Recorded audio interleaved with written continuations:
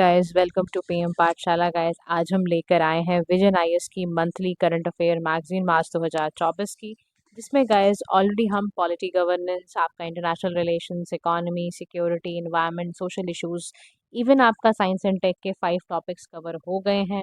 तो अगर आप चैनल पर नए हैं, do like, share and subscribe to PM Pathshala. पूरे ही पिछले 2 साल की वीडियोस आप चैनल पे अपलोड कर दी गई हैं, प्लेलिस्ट के साथ मंथ वाइज अपलोड करी गई हैं, तो बड़ा ही सिस्टमैटिक तरीके से चैनल पे डाला गया है। दूसरा, कम्युनिटी पे डेली बेसिस पे प्रीलिम्स के रिलेटेड क्वेश्चंस डाले जा रहे हैं। सुबह आपका करंट अफेयर पोर्शन होता है, इवनिंग में आपका मैं स्टैटिक पोर्शन के क्वेश्चन डाल रही हूँ to attempt those questions also. And PM Pathshala is promising you to give authentic sources as well as the authentic type of the videos. आज हम देखने जा रहे हैं इस टॉपिक में, जिसमें हम बात करेंगे सबमरीन केबल सिस्टम के बारे में। अब देखो क्या हुआ और सबमरीन होती क्या है ना, और ऐसा क्या हुआ कि सबमरीन केबल सिस्टम में हमें पढ़ना ही पड़ रहा है। सबमरीन केबल सिस्टम क्यों इम्पॉर्टेंट होती है, तो देखो सबसे पहले ना समझ लो, सबमरीन एक तरह की, जिसे आप हिंदी में पनडुब्बी कहते हो ना, पनडुब्बी होती है। यानी एक वाटर क्राफ्ट है जिसके पास इतनी कैपेबिलिटी है कि वो इंडिपेंडेंटली अंडर वाटर भी ऑपरेट कर पाए। ठीक है, याद रखना, ये सबमर्सिबल नहीं होता है। ये थोड़ा सा इसमें ये फर्क रख समझना आप। अब जो सबमरीन होती है वो वेसल है, एक तरह का शिप है जो अंडर वाटर जाती है।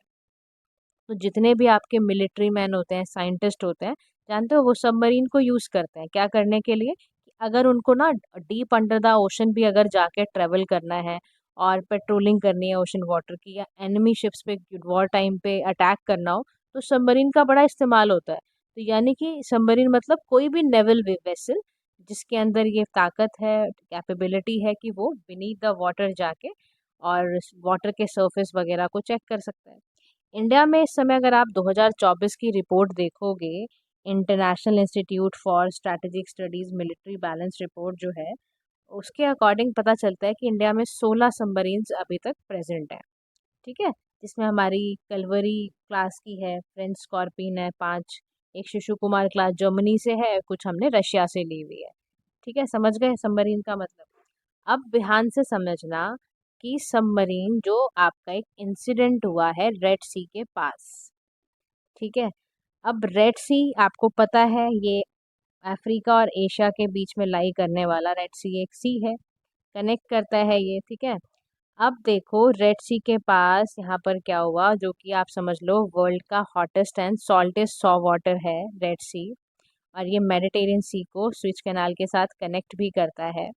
आप समझ लो इतना ट्रैफिक होता है इस रूट पे, क्योंकि मैरीटाइम ट्रैफिक यूरोप और एशिया दोनों का यहाँ पर आता है। अब यहीं पर एक इंसिडेंट ये हो गया, बड़ा ही बुरा इंसिडेंट हुआ है कि 3 सबमरीन जो थी वो डैमेज हो गई हैं। एशिया अफ्रीका यूरोप 1 वाली और Europe India gateway and Tata global network, ये 3 तरह की सबमरीन केबल्स थे, ये आपके डैमेज हुए हैं। अब सबमरीन केबल क्या होता है, देखो सबमरीन केबल सिस्टम जो होता है वो एक फाइबर ऑप्टिक केबल है जो ओशन फ्लोर पर जाकर और कंट्रीज को कनेक्ट करती हैं और वर्ल्ड को वहीं पर इंटरनेट और टेलीकम्युनिकेशन नेटवर्क देती हैं। और बहुत सारे पर्पसेस के लिए इस्तेमाल किया जाता है। इंटरनेशनल केबल्स आप समझ लो 99% इंटरनेशनल इंटरनेट ट्रैफिक को कंट्रोल कर रहा है।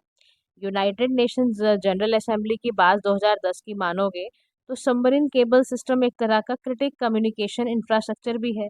यहाँ इसको बहुत सारे थ्रेट होते हैं, इसको फिशिंग एंकरिंग का थ्रेट है, इसको अर्थक्वेक के फैक्टर्स का थ्रेट है, इसको मरीन एनिमल्स के डैमेज होने की वजह से थ्रेट है। अब इंडिया में जो एसएमई कनेक्टिविटी है उसका समझ लो, देखो इंडिया में ना 17 इंटरनेशनल सबमरीन केबल सिस्टम है, जिसमें कि लैंड करते हैं 14 और 5 सिटीज़ के अकॉर्डिंग नियर द कोस्ट चलते हैं। मुंबई एंड चेन्नई में सबसे ज़्यादा एसएमसी है, यानी कि आपके सबमरीन केबल सिस्टम है। इंडिया के पास डोमेस्टिक केबल्स भी हैं, चेन्नई अंडमान निकोबार आइलैंड केबल है और एक Kochi Lakshadweep island cable system है। 2 तरह के हमारे पास हैं। अब ये देखो क्या होता है, इनको ना रेगुलेशन तो करना पड़ेगा भाई, केबल सिस्टम में इतना इंपॉर्टेंट इंफ्रास्ट्रक्चर है। तो डिपार्टमेंट ऑफ टेलीकम्युनिकेशन जो है ना, उसने इंटरनेशनल लॉन्ग डिस्टेंस के लिए इनको लाइसेंस देती है। आपको लाइसेंस लेना ही पड़ेगा अगर आप ऑथराइज रूप में ये काम करना चाहते हो। इससे आप इंटरनेट सर्विसेज प्रोवाइड कर पाओगे, इंस्टॉल कर पाओगे, तो ये सारा चीज़ें। अब देखो सबमरीन जो हमारे केबल्स हैं इंडियन सब कॉन्टिनेंट में कैसे कैसे ट्रेवल करते हुए चल रहे हैं। इंडियन ओशन में देखो ये पूरा यहाँ से लेते हुए टर्की सऊदी अरेबिया से होते हुए इंडिया के पास जाते हुए किस तरह से सिस्टम पूरा क्रिएट हुआ हुआ है। अब सबमरीन कम्युनिकेशन केबल सिस्टम और उसके कंपोनेंट में बड़े भारी होते हैं, देखो कितने सारे इसमें इक्विपमेंट्स वगैरह लगे होते हैं। देखो यहीं पे एक सबमरीन है, देख रहे हो आप, जिसके पास कैपेबिलिटी होती है कि वो बीनीथ द डीप वाटर जाके वहां पे पूरा चेक कर पाए। तो नेटवर्क मैनेजमेंट यहीं पे सारे के सारे केबल यूनिट्स लगाई जाती हैं, सोचो आप। समझ रहे हो तो कितना बड़ा इंपॉर्टेंट सिस्टम है ये।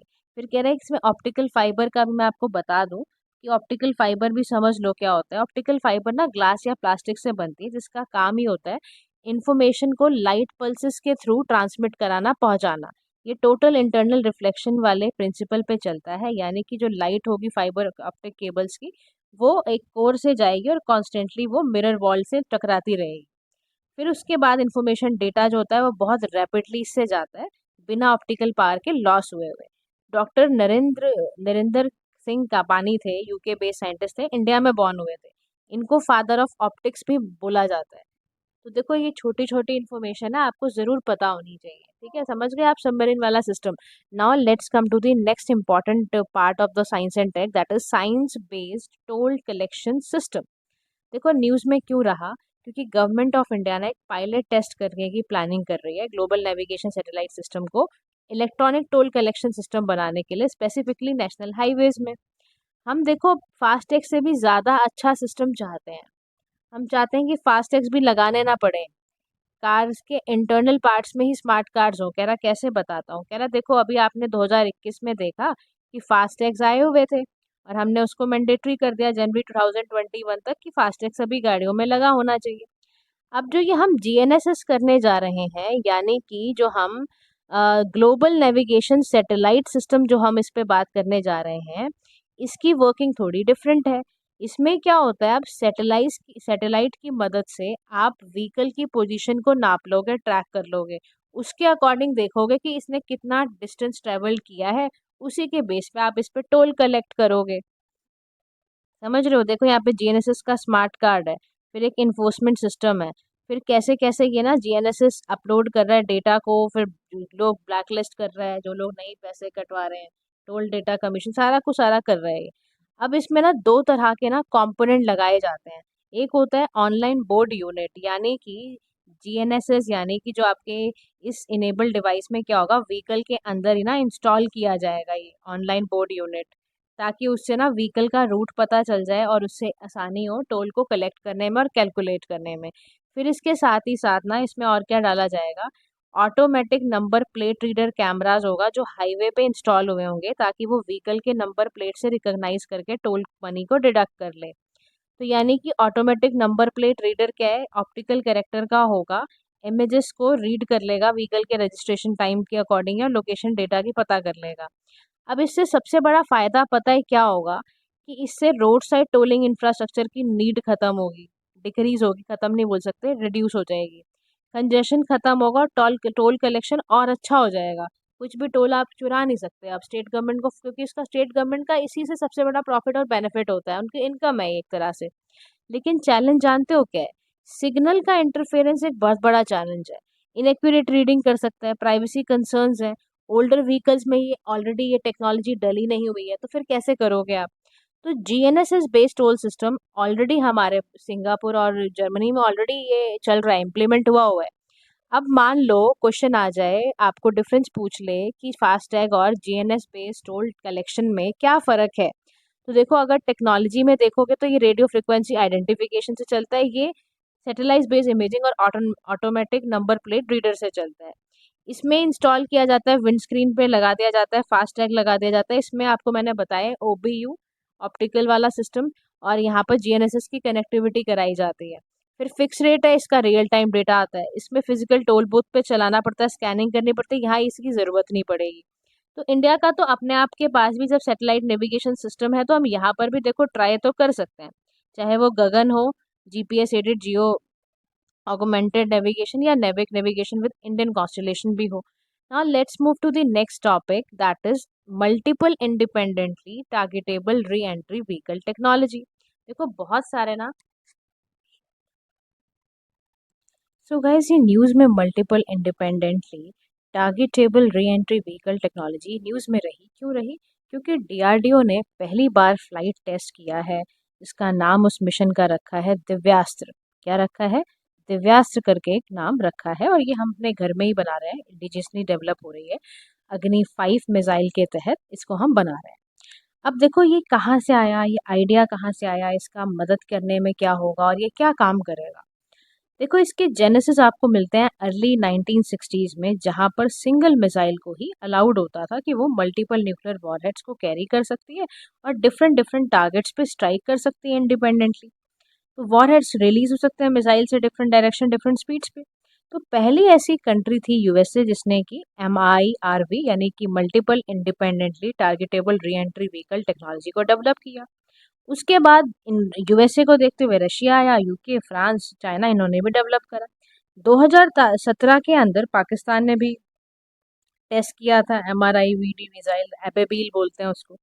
अब ये जो MIRV है ना, इसको आप लैंड से भी लॉन्च कर सकते हो और सी प्लेटफॉर्म से भी, यानी कि सबमरीन, अभी हमने पढ़ा था ना, पनडुब्बियों के तहत भी इनको ओशन फ्लोर के डीप में जाके भी, आप बीनीथ भी जाके आप इसको लॉन्च कर सकते हो। अब इनका इस्तेमाल क्यों किया जाता है? देखो, इनको ना माना जाता है कि ये लैंड बेस्ड मिसाइल से लेस डिस्टेबल होते हैं न्यूक्लियर सबमराइन से। और दूसरा, इनका जो यूज़ करने का होता है ना, इस जब आप यूज़ करते हो एमआईआर सबमरीन्स को, is considered less destabilising then on land based missile as nuclear submarine is difficult to locate. क्योंकि न्यूक्लियर सबमरीन्स को ना लोकेट करना बड़ा डिफिकल्ट है, ये थोड़ा सा आसानी से लोकेट हो जाते हैं। अब जो MIRV है ना, इनिशियली ये कभी भी बैलिस्टिक मिसाइल को, डिफेंसेस को डिफीट नहीं कर पाती थी, बहुत मुश्किल होता था। लेकिन बाद में कुछ ऐसे तरीके इसको ढूंढे गए जिससे इसको बैलिस्टिक मिसाइल डिफेंसेस को भी ये काउंटर कर सकता है। तो ध्यान रखना, अगर पेपर में क्वेश्चन आ जाए कि multiple independently targetable re entry vehicle technology क्या बैलिस्टिक मिसाइल डिफेंस को डिफीट कर सकती हैं, तो हाँ जी। पहले बहुत डिफिकल्ट था डिफेंड करना ट्रेडिशनल मिसाइल से, लेकिन अब इसको इफेक्टिव काउंटर मेजर माना जा सकता है। लेकिन देखो, इसमें भी कुछ चैलेंजेस हैं। जब जब हम MIRV टेक्नोलॉजी से रिलेटेड कुछ फैक्टर सुनते हैं, तो पहला फैक्टर जो चैलेंज का आता है, दैट इज वल्नरेबल। तो लैंड बेस्ड MIRV है पर्टिकुलरली डिस्टेबलाइजिंग है। क्यों? क्योंकि बहुत सारे वॉरहेड्स हैं, फ्यूअर मिसाइल्स हैं, वल्नरेबल अटैक के लिए हो सकते हैं। कभी भी स्ट्राइक कहाँ पे करना है, द टाइम ऑफ क्राइसिस कैसे करना है, वो पता नहीं चलेगा। दूसरा, यहाँ पर ये कह रहा है कि आर्म्स की रेस पड़ेगी। अगर मैंने आपको बताया यूएसए ने ऐसी करा, फिर रशिया ने कर लिया, फ्रांस ने कर लिया, चाइना ने कर लिया, तो आर्म्स की रेस बन जाती है। और हम तो अल्टीमेटली चाहते हैं ना कि न्यूक्लियर फोर्सेस के स्ट्राइक्स और लिमिट करें। हम आर्म्स रेस नहीं कराना चाहते, हम क्राइसिस को इनस्टेबल नहीं कर देना चाहते। ठीक है। अदर चैलेंजेस क्या है कि देखो, इसको बनने से ना एडिशनल फिशल मटेरियल, प्लूटोनियम जैसी चीज़ों की ज़रूरत पड़ेगी। ठीक है।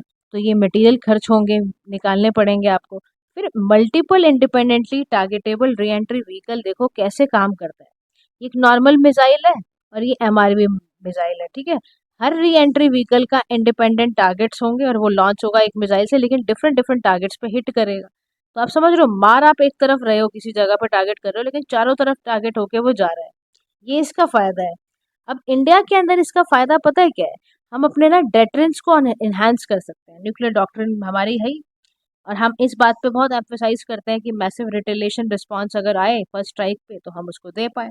इससे हमारी ना एक्यूरेसी बढ़ेगी, यानी हमारे इंडिया की एबिलिटी बढ़ेगी, स्ट्रेंथन होगी, ताकि हम कोई भी करंट या जितने भी फ्यूचर बैलिस्टिक डिजाइन सिस्टम है उसको इवेड करने में हमारा बढ़ेगा। दूसरा, हमारा मॉडर्नाइजेशन बढ़ाना बहुत ही ज़रूरी है।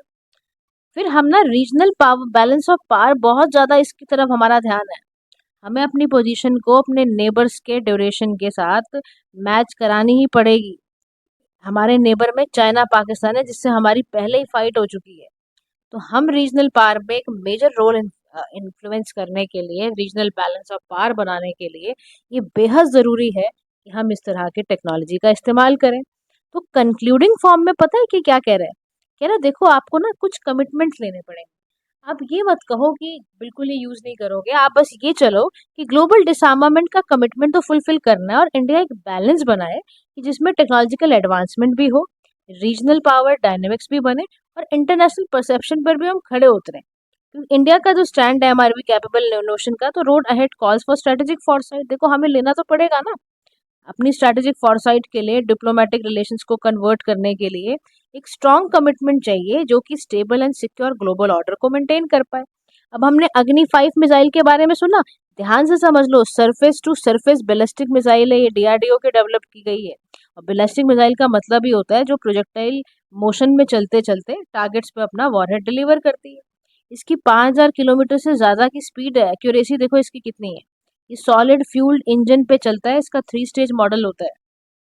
इसको integrated guided missile development programme के तहत बनाया गया। 1983 में डॉक्टर एपीजे अब्दुल कलाम ने ही इसको हिट करा था, और उन्होंने कहा था कि हेड करने के बाद कि सेल्फ सफिशिएंसी अगर इंडिया अपने मिसाइल टेक्नोलॉजी में अटेन कराता है तो हमें ये काम करना पड़ेगा। अब याद रखो, इसी प्रोग्राम के तहत, इसी मिसाइल डेवलपमेंट प्रोग्राम के तहत एक पृथ्वी है। पृथ्वी का मतलब अर्थ, अर्थ का मतलब surface to surface ballistic missile है। अग्नि है, again surface to surface ballistic missile. Trishul है, वो सरफेस टू एयर जाता है। आकाश है तो अगेन सरफेस टू एयर जाता है। नाग है, third generation anti tank missile है, एंटी टैंक मिसाइल है। तो ध्यान रखने हमें सारे के सारे कौन कौन से मिसाइल्स हैं हमारी कंट्री में। तो this is all about our science and tech guys. Shorts वाला पार्ट बहुत बड़ा है, उसको हम नेक्स्ट वीडियो में करेंगे। Thank you so much for listening. Do like, share and subscribe to PM Pathshala. Have a nice day to all.